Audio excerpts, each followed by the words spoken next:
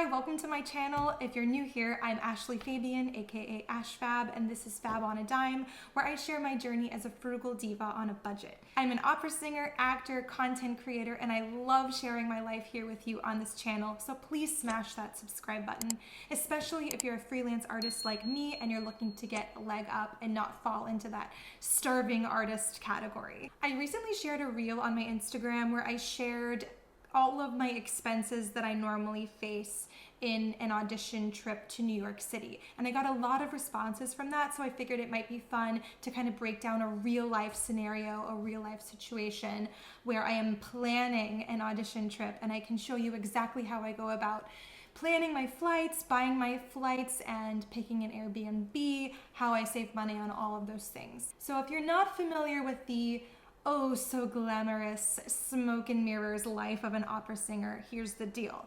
I spend a lot of time traveling back and forth singing for a living, and in order to get more work, more jobs, we have to keep auditioning, unfortunately. Which means I take a lot of trips to, especially New York City, and a lot of singers are really smart and they live in New York City because it's a lot more convenient. So if you're one of those, I applaud you.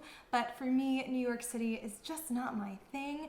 I find it's just like not the right vibe for me. I live all the way across the country in LA. I like taking the occasional acting gig. I like the weather here. It's just more my style, my vibe. So I'm not looking to move anywhere anytime soon, but I will say that these audition trips are getting pretty pricey. So I find every way that I possibly can to save a lot of money taking these trips so that I can keep affording to live this type of lifestyle. If you're looking for more tips on how to save money during audition season, I have a video talking about how I save money on recordings, traveling, planning the auditions, all of the above, and I have that video here for you if you'd like to check it out.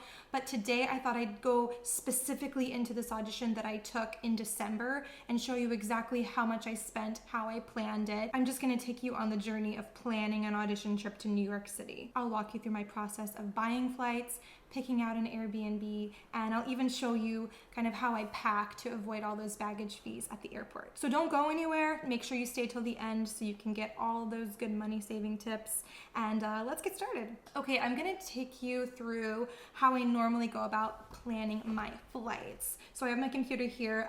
This is how this trip worked out exactly for me. There are a couple of tools I normally go between, and one of them is an app called Hopper. This app usually gives pretty decent advice on when to hold off on buying flights, when is a good time to buy them, but I will say from my personal experience in the recent past, I haven't found them to be quite as trustworthy.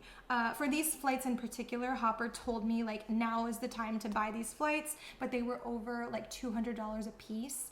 And then I checked back the next day and they were $50 cheaper. So I'm like, Hopper, not so much. But they do sometimes give you an option to freeze lower prices, or they will sometimes reimburse you if a flight goes up after you've purchased the tickets. So I would say this app is worth a download, but I would not take Hopper as final truth when it comes to purchasing your flights. I always check Google Flights first, even if I think there's a wisp of a rumor that I might have an audition on a certain day in December. I go ahead and immediately start tracking prices for the flights during those dates. I just do this as early as humanly possible. So for this trip in particular, I was leaving December 5th and I needed to come back December 6th. So really quick little trip here. I went ahead and put those dates in the search engine here, and I look at one-ways as well as round-trip flights. Sometimes you can get better deals if you book with separate airlines, so I always check both. And I choose the flights that will work with my schedule, and then I opt for email updates. So Google sends you updated prices for the flights that you're looking into. This way I never miss a fluctuation of a price, and I know exactly when I should buy it. So as soon as I get that email telling me that the price has dropped and it looks really good, that's when I go ahead and snag that ticket. So here's an example of the email that I received when I got that price change notification, and as soon as I got this email, I was able to book it. Now, the biggest thing to worry about when you're dealing with airlines or tickets such as United Basic Economy or Spirit Airlines, Allegiant Airlines, is that they will literally nickel and dime you to death after you pay that initial fee. You might think, oh my gosh, I got this great deal on this flight. But then you look at the actual prices of the fees that they tack onto it, and it's not worth it. So this is what I do. I am incredibly stubborn, and I will not spend another dime on these flights. I literally just pay the initial fee to get the plane ticket, and then I figure it out. I'm okay with middle seats. So if you're not okay with middle seats, this might not be the option for you. But you have to be okay with like sitting wherever they put you on the plane, and you have to figure out how to avoid the baggage fees. So I'll show you how I tend to pack specifically for an audition trip. If you're looking for like general detailed step-by-step instructions on how to pack in just one personal item, I do have that video. It's probably my most popular video on my YouTube channel here, and I was even featured in the Wall Street Journal because of this video, and they interviewed me about how I fly on the cheap. So if you're interested in that, check that out. But this video, I'm going to show you specifically how I packed for this audition trip to New York City in the winter. Well, I guess it's technically fall, but it felt like winter kind of for me, and an LA girl. Okay, so as long as you're willing to put in the work, pack everything in one personal item, and you're cool with sitting next to some strangers on an airplane, you can do this. It's not that hard. I'm just gonna show you right now how I packed for this trip. I'm gonna link this bag in the description below because this is the most commonly asked question that I get when I share this information. I got this bag from DSW for free because I was buying shoes as a gift for someone, and it came free with the purchase. So if you're already looking to purchase some shoes, this might be a good option for you. But ideally, you want a bag that's pretty sizable. You want it big enough to fit all of your crap in it, but you also need it to be small enough to fit underneath the seat in front of you. So as long as you can cram it under there, you're good to go. I start by separating my bulkiest clothes first. You're gonna want to layer up on the plane. Even if it gets hot on the plane, you can always take it off and hold it. But I like to wear like a bigger coat, my bigger shoes, like if I'm packing boots, I put those on, and I layer up with like a sweater or maybe a sweatshirt, as well as just whatever bulkiest clothes I am bringing on this trip. This will save you room in your bag. I think that's obvious, but I felt like I had to say that. Then the very first things that I pack in my bag are my audition dress, which is usually like a non-wrinkled dress. And then I have my audition shoes, just like some nude pumps. And I will have my audition binder as well. That includes my resume, my rep sheets, my music for the pianist, all of the above. I pack these 3 things first because there's no way that I can audition without these things, and I will not forget them, so I put them in there first. I have made the mistake of doing this too quickly, and then I will like rip out music that I needed, and then like halfway through the audition the pianist will stop playing because I don't have the music in the binder, and then they'll just start making up notes, and I'm standing there trying to sing, and it's just awkward and uncomfortable. So I don't do this anymore. I always check my music very carefully, put it in the binder, and then that goes in my bag first. Next, I make sure I have my hair products. I pack a dry shampoo. I don't like taking the liquid ones, so I get like the solid powder ones, and I put that in there because I like to have my little liquids bag full of the liquids that I need. And I also pack my curling iron. I then get a change of clothes, pajamas, shoes, and then my socks and underwear. I pack an umbrella. I check the weather to see if it's gonna rain. If it is, I'll put an umbrella in there. It was raining on this trip, so I'm glad I had that. Then I have my bag of liquids and my chargers. Just to break down my liquids, that usually consists of moisturizer, hairspray, toothpaste, and my contact solution because I am blind. It also will include any liquid makeup products that I really want to bring with me. Then one of my biggest tips is to utilize your shoes. Stick little things in your shoes. So sometimes I'll stick my socks, sometimes my underwear, and just like little things that I need to bring with me. I just stuff them in my shoes because this saves a lot of room. And don't worry, I do clean my shoes a lot, so they're not dirty. Anything that I'm gonna need immediately, I put in the front pocket. So like my wallet, I'm always looking for my ID at the airport, so I stick that in the front pocket. My chargers, my headphones, all of those things go right in front. Then I have my makeup bag with just the products that I'm definitely going to use. And then I have a bag of my toiletries and my jewelry that I'm gonna wear for the audition. The toiletries will include things like deodorant, a nail file. I never go anywhere without my nail file anymore. I've learned that the hard way. And I never ever forget to bring my filtered water bottle.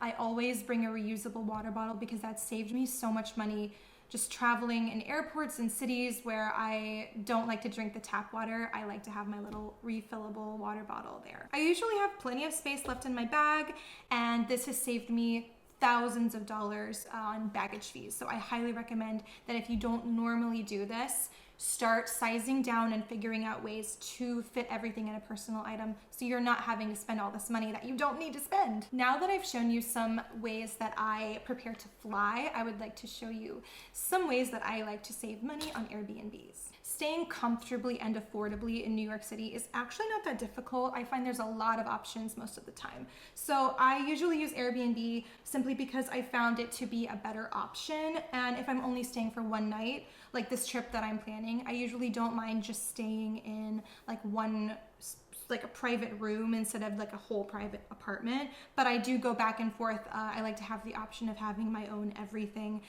As long as I have my own private bathroom and my own private room, I'm usually okay for like a day trip or so. If I am staying for a longer period of time, I will check the option for kitchens because I want to cook my own meals so I'm not spending all this money in the city eating out everywhere. I always check the reviews. I always check the location, make sure that it has great reviews, it's clean and everyone likes it, and that it's in a place where I can get to the subway very quickly. But I usually find better deals staying in New Jersey or Brooklyn. Those are the first places I normally check. I use the subways, I use the buses and the trains, so I'm saving a lot of money on Ubers and things like that. But let me just show you a few ways that I navigate Airbnb's website. I like to use this little feature here, which shows you the newer listings on Airbnb. Sometimes this option can save you a little more money because newer hosts are looking for guests to start giving them good reviews. So if you like to negotiate, if you're good at negotiating, newer hosts might be more likely to give you a better deal here. Because they're looking for the good reviews. Just don't try negotiating if you don't have that experience or if you don't have good reviews of your own. It's probably not going to work out for you. I do have more Airbnb hacks in a separate video. Check that out if you're just looking for general ways to save money on Airbnbs. Also, when I'm staying in New York, there are usually so many options. I can usually afford to wait until like a couple of days before my trip, and that way the prices go down pretty drastically. So I usually save money by waiting until kind of the last minute to book my trip. The longer you wait to book, the more money you can save, and just be sure to read the reviews, check the location, and stay safe. I hope that I've shed a little bit of light on this audition travel process with you. If you have some favorite hacks for traveling to New York City, staying in the city, whatever, if you like saving money, please comment below. Let me learn from you as well. I would absolutely love if you smash that subscribe button. I've got loads of content for you, including more saving money and travel or my own adventure vlogs. Find me on Instagram, FabOnADime, and don't forget to like this video. I'm wishing you happy, safe, and cheap travels. Thank you so much for watching, and I'll see you in the next video.